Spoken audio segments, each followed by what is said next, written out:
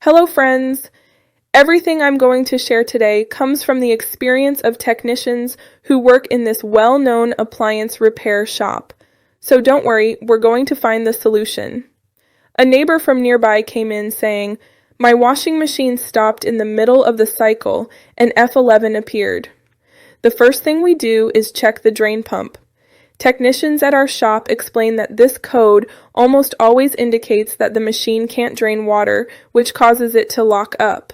That's why we inspect the hose, making sure it isn't bent or blocked with detergent residue or bits of clothing.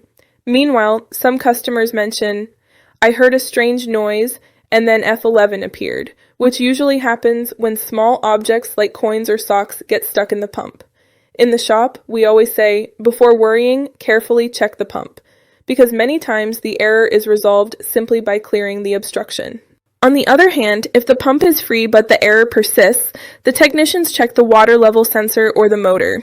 As one shop technician explains, when the machine doesn't drain but the pump is fine, it's usually a sensor that doesn't recognize the water level and needs replacement. The manufacturer has even released bulletins about certain models with this recurring problem, recommending sensor inspection and, in some cases, part replacement. After cleaning the pump, checking the hose, and verifying the sensors, the technicians recommend performing a full system reset. This allows the washing machine to restart its cycle and work properly again. As one customer commented, "After the inspection and reset, my washing machine started washing without problems," showing that a step-by-step diagnosis is the best way to ensure the F11 error doesn't return.